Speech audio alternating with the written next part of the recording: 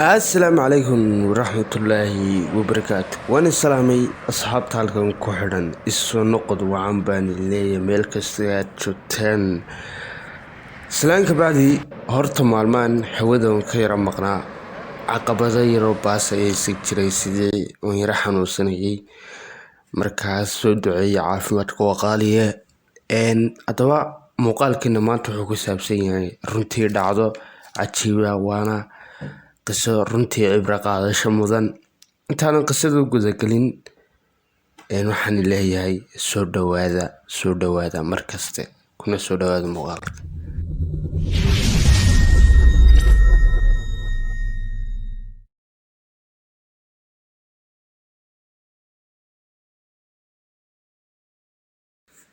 saaxiibayaal soo dhawaada mar kale qisadeena waxay ku dhacday gabadh 19 jir ah gabadhan waxay ka soo jeeday qoys hantiilayaal ah qoyskan wuxuu ka koobnaa gabadhan ee dhacdadan ku dhacday iyo gabadh ka weyn oo walaasheeda oo xaasa la qabo iyo wiil walaalkeeda iyo hooyadeed iyo aabaheed bis intaasay haayeenba shanta qof ay haayeen qoyskaas gabadhan nolosheeda kale waxay ahayd ardayad baahid waxay dhigan jirtay iskuul ee Suuriyan macallimiin iskuulka waxa leh Faransiis ayaa leh sidii iyadu sheegtay weeyo waxaana ka dhigan jirtay falsafada markii dambana markii ay iskuulkaas dugsigaas ay ka baxday waxay ka qaadatay shahaado falsafada kadibna waxbarashadeedii waxay uga sii gudubtay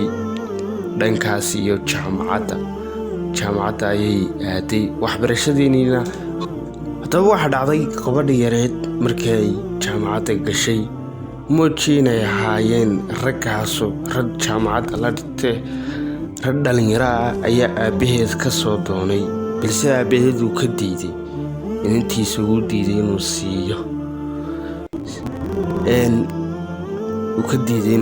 intiisa markaa waxa dhacday gabadh yareed inay murugo dareento ee tiraadaba riyooyinkan ka lahaa guurka way burbureen sidii taashkii cadaayaan xidhanayay dharkii bilicsanaa talxiiskii waxay iska tiri aduu way yara calaacashay way yara ogday balse aabaheed dhari uu muujalaqsiinay go'aankiisa ayuu ku sii socday ku yiri waxbarashadaada dhamayso idina aabaheed waxba hadal kuma soo celinay waxbarashadeedii ayay sii wadatay waxay tiri anigoo daada 13 ku jira ayaan maqli jiray bay tiri habla aan saaxiibanahay oo dhammaantoodba ka wada sheekaysanaya jacaylka boyfriends jacaylka wiilasha ka wada sheekaysanaya sida dhunkashada dalxiiska qoobka ciyaarka dhammaantoodba markaan arko iyadoo ka wada sheekaysanaya jacaylka waan yaabi jiray bay tiri inta yaaba waxay tiri waxaan is weydiin jiray sidee ayay iskugu aamineen inaanay garanayn miyaanay sumcaddooda iyo taqooskoodaba aanay u tudhayn maxay iskugu aamineen inaanan garanayn waxay ahayd dabcan inaan aabaheed u soo barbaariyey oo waalidkoodii suwacan ugu soo dadaalayn akhlaaq la soo baray iyaduna waxay la yaabtay hablii ay saaxiiba ahaayeen ee friendskeedaas ayay la yaabtay waxay sameynayaan balse hadalhayntii badneed ee la hadalhayay jacaylka ee wiilasha boyfriends iyaduna meeqli jirtay ayay si joogtaa ay maalinteeda u dhageysan jirtay kadibna waxay isweydiisay hortaada maxaa kaa hortaagan inaad saaxiib yeelatid hablaha kale aan saaxiibaanahayba way leeyihiin saaxiibaadu maxaa kaa hortaagan miyaad fool xum tahay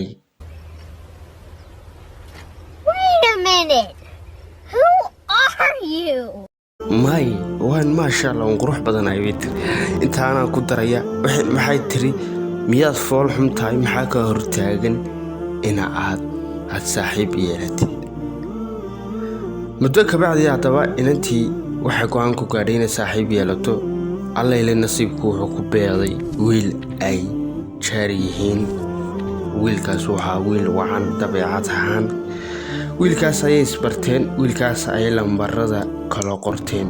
muddo wiilkaas markay wada hadlayeen, wiilkiinantii jacayl buu qaaday heeray tiraado iyadu markuu soo waco haddaan lambarkan ku jaro sida dhallaanku ooyi jiray, sida ciyaalku iska ooyi jiray, ha igu jarin lambarka.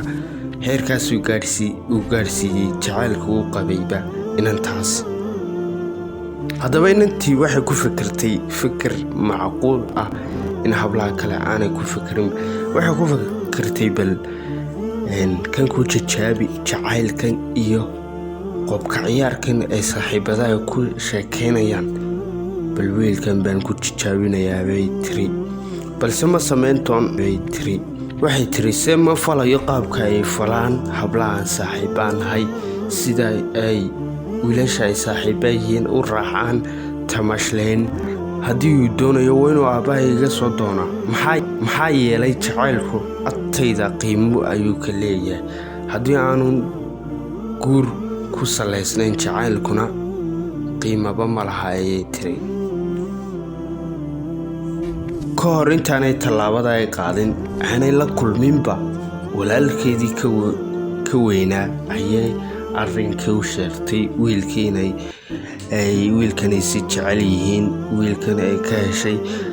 dabadeed walaalkeed wuu ku farxay, aad iyo aad buu sheekadeedii ugu farxay marka uga sheekaysay. walaalkeed wuxuuna u soo bandhigay inay saddexdeeduba ay wada kulmaan si aanay hadhow barasho cusub u gelin. markuu meherkoodu soo dhowaado, meherka la gaadho, si aanay barasho cusub u gelino ay isku noqdaan dad hore isku sii yaqaanay oo hore isku bartay u noqdaan. inan iminka aan isbaran u yidhi saddexdaynuba wala kulmanaa, inanka ballami oo u sheed arrinka. dabcan fikirkaas waxaana walaalkeed wala qaadatay. okay, walaalkeedoo hadalka sii wata ayaa ku yidhi kulanka hadduu noqdo qof wanaagsan oo akhlaaq leh, xidhiirka horaad ugu sii soconaysaa buu ku yidhi walaashii. uma goonaysid inanka xidhiir. haddii uu noqdo qof xuna, akhlaaq xunna, xidhiirka horaad ka jaraysaa buu ku yidhi, si kaga hadhaysaa, waxba wakhtiga ku lumin walaal. wayna la qaadatay walaalkeed fikirkaas tolmoon ee soo jiidashada leh. aad iyo aad bay ugu farxay. haddaba muddo kabacdi arrinkii ayay wiilkii ee la hadli jirtay xidhiirku kaga dhexeeyey u bandhigtay. wiilkii dabcan siday kasoo hadalnay kasoo sheekeynay waxaa wiil akhlaaq wacan. okay buu ku yidhi, waa si wacan, saddexdeennaba hadday isbaranno dhib kuma jirto, waa si wacan, wayna isku imanana, wayna ballameen.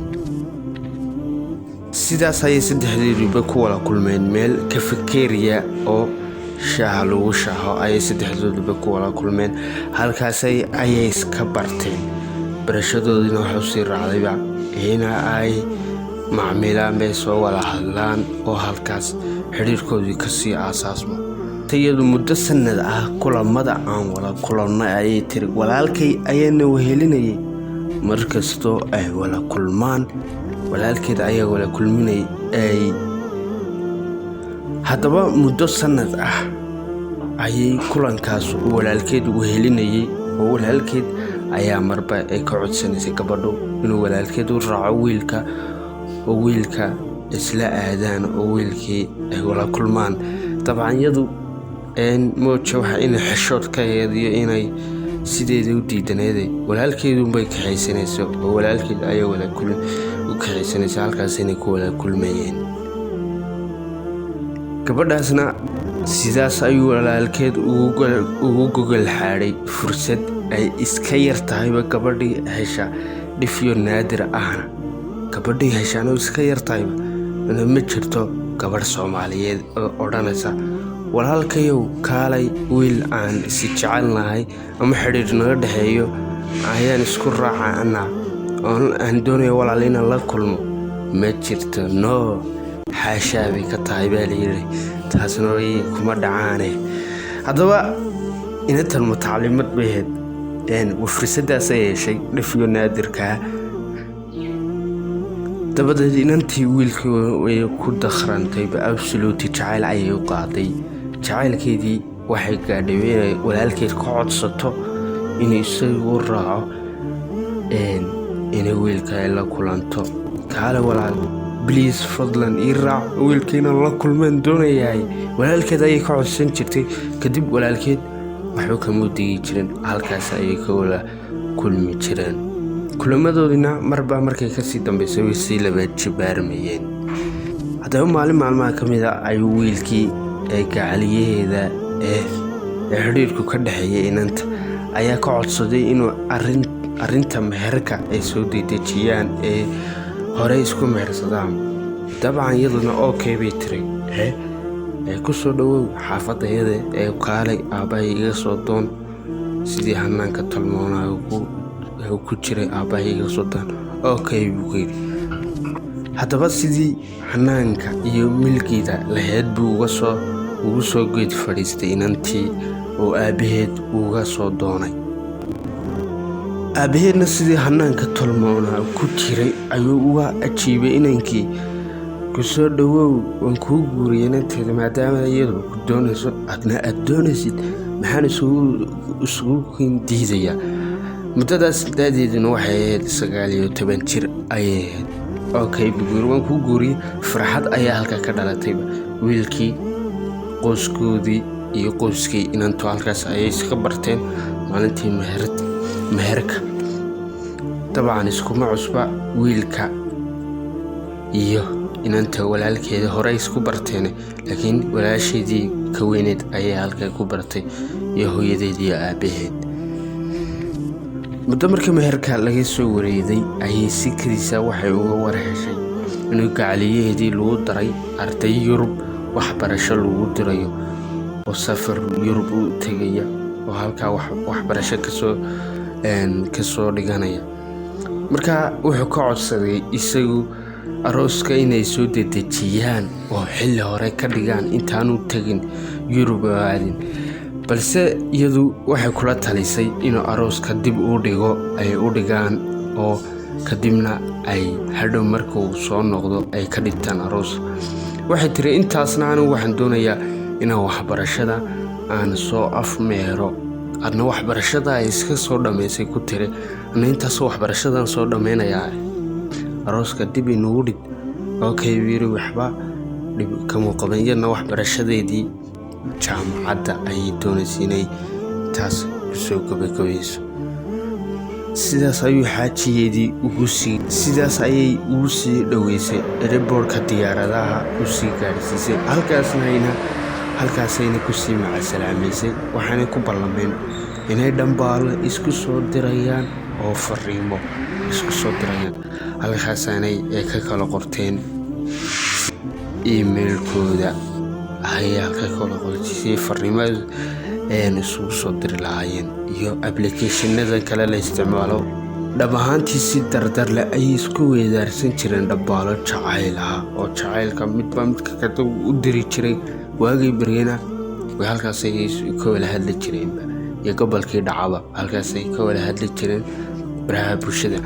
haddaba waxaa dhacday inantii waxaa ku dhacayba waxaana la garanaynba gadaal barkooda doontahay.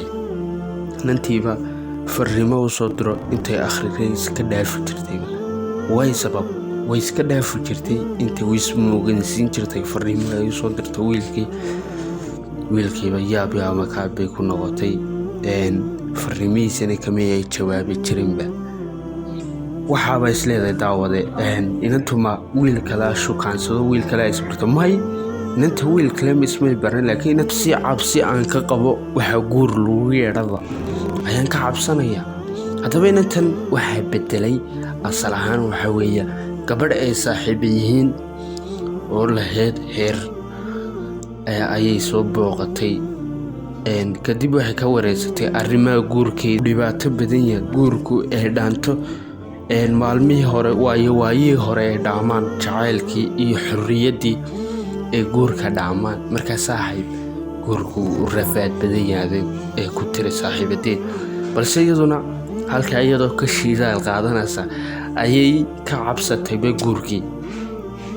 waxayna ku leedahay guurka waan ka cabsaday mar badanoo aan booqday bay ku leedahay hablo badan oo aan saaxiibanahay ayay waxaa ii caddaatay ee ii sheegeen inuu guurku yahay uu dhibaato badan yahay. weligeyna maanan arkin bay tiri gabadh ku faraxsan guurkeeda oo ku xasiloon oo farxad ku dareemaysa. waxay ku leedahay badanaa raggu dumarkooda way khiyaamaan oo godol dhaaf ayay u sameeyaan oo dumar kale ayay la kulmaan. sidoo kalena dumarku ragga way khiyaamaan oo sidoo kale iyaduna godol dhaaf ayay u sameeyaan. aniga iga waraysay tiri aniga ayaa arkay dumar badan oo xaasa oo walaalkay dacalada haysta oo la qabo haddana ayaan arkay oo walaalkay la socdo oo walaalkay طبعا iyada halkaas sheegtay. waxay tiri taasuma waxay ka dhigan tahay in aan weligeyba noloshayga aan ku noolaan doono guur la'aan. mise xal ayaa jiri doona. qisadanu xod tayre kooban ayaan ka helay anugu, balse waxaan filayaa inaan taasu bal qisadan waxaan ka faa'iidnay qisada horta halkaas ku soo xidhanaa maadaama xod tayre kooban aan ka helay. waxaan ka faa'iidnayna halkan dambe ku wadaaganaa bal halka aan ku soo xidhno qisadan. haddaba qisadan cibro qaadashada aan ka qaadan karnaa wuxuu yahay horta waxaa la yidhi odhaahba ahayd dadka qaar indhahooda kugu arki maayaan ee waxay kugu arkayaan indhaha qof kale oo kaaga soo sheekeeyey. waxaad arkaysaa qof dhanoo lagaaga soo sheekeeyey hadda waxba shakhsiyadda kama yaqaano lagu soo odhanayo hebel waa qof xun, hebel ha u tegin, kadibna hadalkii qaadanaya ka dhabaynaya. marka inantan waxay samaysay guurka iyadoona guursan oo guur waxa la dhaho aanan weli ka soo waaya arkin bay lagu yidhi guurku waa caynkaas ka jood waxbaa guursanin. kadibna iyada cabsi baa gashay, waa tiitiri guurka waan ka cabsanaya, guurka waan ka guursan kari maayo inaan dhano xidhiir la lahayd bay telefoonkayga qaban weyday. markaas dadkaas caynkaas oo kale way jiraan, anaa iska ilaaliyaan. waxa kasta waa la tijaabiyaa, dhoowadana waa la dul socdaa ee waxna lagama cabsado. meel kasta waa la tijaabiya ilaahay ka waaya arkaysid. laakiin hadal qof kuu yidhi haddaad iskaga socotid oo aad u hogaansantid mushkilad bay yeelanaysaa. taasuna waa taas. haddaba gabadhanu waxay ku wacnayd intaa markaan ka eedno dhankii ku xumeed. qofkana waxaa la yidhi dhanka wacanba mar kasta looga fiirsaday, dhanka xume khaladka yare ka dhacay looma qabtee. inantanu waxyaalo badan bay ku saxsaneyd. waxayna ku saxsaneyd gabadh fariida bay ahayd oo inanka markii la kulmaysay waxay tiri haddaad kulankeeda doonaysid anigeeda aragtid aad doonaysid walaalkay ayaan soo kaxaysanaya waan wada kulmanaa. okay buu ku yidhi. markaas sidaasuna wacantayna ku dayasho weeya. inan kastoo muuqaalkan daawanaysa inay ku dayato waa muhiim oo dariiqa ay raacdo aanan wiilasha iskaga tegin.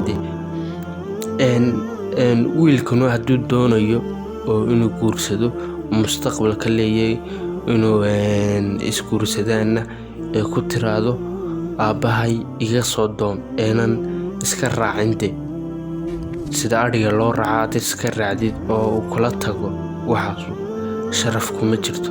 balse sharafta iyo qiimo waxay ku jirtaa inaad ku tiraadid haddaad anigay doonaysid aabbahay lambarkiisaan ku siinayaa ee la soo hadal ama u kaalay oo iga soo doon. sidaasay sharafteed buu ku jirtaa baa la yidhi. haddaba odhaadan iga hoos qaada. gabadha 3 arrin ayaa maamuus u yeelaa. waa anshaxa, aqoonta iyo akhlaaqda. marka la leeyahay anshax waa weeye gabadh anshax wacan, gabadh akhlaaq wacan, gabadh aanan waalidkeed ku soo afcelinayn weeye gabadhaas anshax la leeyahay. laakiin gabadha hadday waalidkay kusoo afcelinayso oo hooyadeed ku afcelinayso adigana hadhow ku dhaqi kari mayso. marka gabadh anshax le guriso wiilow ama inantay guriso wiil anshax le aanay waalidkii ku afcelin. aqoonta marka la leeyahay aqoon qofku sax iyo khalad kala garan maayo ilaayo aqoon leeyahay. markaad jaahilka tahay oo jaahilnimadu wada dhibaato waxaan aad waxba iska moodaysaa inuu sax yahay. hadda waxaas diinteena way khaladayba. matalanba xadiista rasuulka calayhi salaatu wasalaam wuxuu nabiga calayhi salaatu wasalaam u xaaraantimeeyey iyo ilaahay ayaad iskaga dhacaysaa baddi. hadhowtaan muddo ka bacdii baad maqlaysaa waxaasoo xaaraan buu ahaa wadiyaabasaad. marka intaanan waxaan aad gudagelin wax kastabaa noqdatee aqoon baro. aqoontuna waa muhiim inaad yeelatid. aqoontuna sax iyo khaladkay ku baraysaa. sax iyo khalad ay ku baraysaa aqoontu. taasuna waa ta ugu dambaysana waxaa weeya akhlaaq suuban inuu yeesho, qof dabeecad wacan inuu yeesho.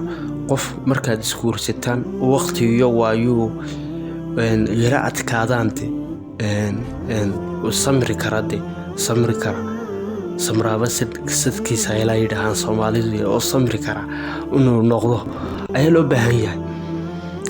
taasuna waa taas. haddaba muuqaalka waan dheereeyey asxaabay, in badan bay kala maqneen. haddaba waxaan leeyahay asxaabay, waxaad ka faa'iideen muuqaalkan.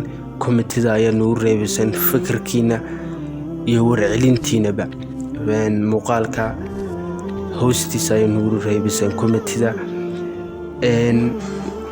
waxaan baraarujinayaa asxaabta wixii ku cusub channelka subscribe saara oo gobaleedka yar jariska yar furta soo muuqaalada isla markiiba aad ugula socotaan. intii hore noola joogtayna muuqaalkan leed saara leeyahay muuqaalka leed saara siduu dad badan u gaadho, sida dad badan uga faa'iidaystaan. waxaan leeyahay inta muuqaalka xigana isugu iman doono waxaan igaga tegayaa ammaane allah. wassalaamu calaykum waraxmatullaahi wabarakaatu.